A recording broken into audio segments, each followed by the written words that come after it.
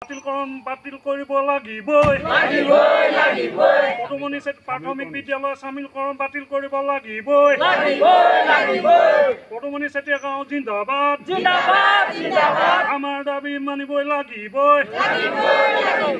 পদুমণি চেতিয়া গাঁও প্ৰাথমিক বিদ্যালয় জীয়াই থাকিব লাগিব মই এখন বিদ্যালয়ৰ প্ৰধান শিক্ষক মই এতিয়ালৈকে আমি কাৰ্যালয় বা কোনো ফালৰ পৰা আমি লিখিত বা কোনো মৌখিক আমি একো গম পোৱা নাই কিন্তু আমি মিডিয়াৰ যোগেদি আৰু আমাৰ অন্য বাতৰি যোগেদি আমি গম পাইছোঁ যে অসমৰ 161খন বিদ্যালয় অন্য বিদ্যালয়ৰ লগত চামিল হৈছে গতিকে সেই বিদ্যালয়ৰ ভিতৰত আমাৰ যোৰহাট জিলাৰ এই পদুমণি চেতিয়া প্ৰাথমিক বিদ্যালয়খনো চামিল হৈছে বুলি আমি গম পাইছোঁ গতিকে আজি আমাৰ এই বিদ্যালয়খন আগত অলপ ল'ৰা ছোৱালী কম আছিলে কিন্তু এতিয়া বৰ্তমান 13টা ল'ৰা ছোৱালী আছে আৰু 4জন শিক্ষক আছোঁ মই প্ৰধান শিক্ষক আৰু 3গৰাকী সহ শিক্ষয়িত্ৰী আছে শিক্ষক শিক্ষয়িত্ৰী আৰু তেখেতসকল বহুত দূৰ দূৰণিৰ পৰা আহে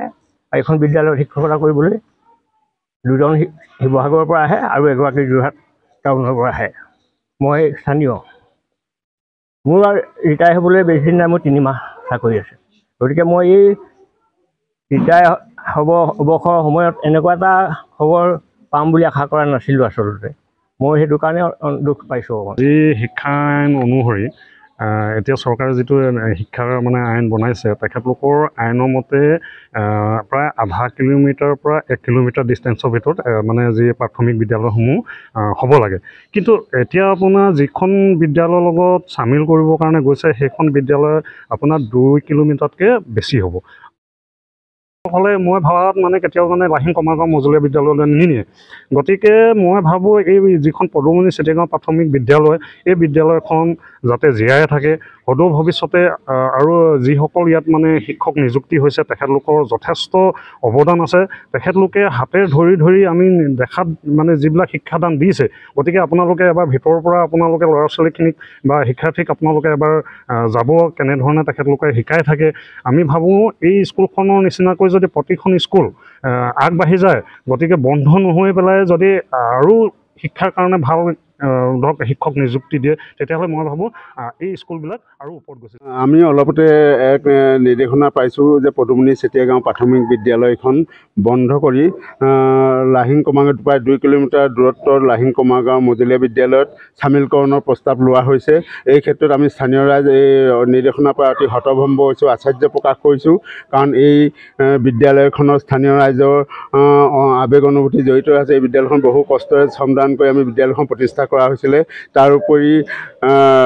বৰ্তমান এই বিদ্যালয়খনৰ গুণগত মান অতি উন্নত হৈছে এক সুন্দৰ আন্তঃগাঁথনি আছে 3জনকৈ মেধাৱী শিক্ষক শিক্ষয়িত্ৰী অলপতে নিযুক্তি দিছে যাৰ ফলত আমাৰ বিদ্যালয়খনে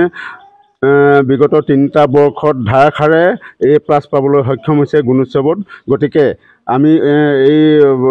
খবৰ পাই স্থানীয় ৰাইজ সকলো আশ্চৰ্য প্ৰকাশ কৰিছে আৰু একেমুখে প্ৰতিবাদ কৰিছে গতিকে আমি প্ৰতিবাদ জনাইছোঁ এই কাৰ্য অনতিপলমে বন্ধ কৰিবলৈ চৰকাৰী নিৰ্দেশনা বাতিল কৰিব লাগে আৰু স্থানীয় ৰাইজৰ কণ ছাত্ৰ ছাত্ৰীৰ শিক্ষাৰ প্ৰতি লক্ষ্য ৰাখি আমাৰ এই সিদ্ধান্তটো বাতিল কৰিবলৈ আমি বিভাগীয় কৰ্তৃপক্ষ চৰকাৰক আবেদন জনাইছোঁ কাৰণ এই বিদ্যালয়লৈ ইয়াৰ যদি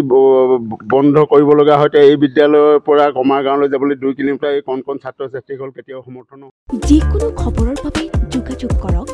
7099017330 অথবা 7099017990 নম্বৰত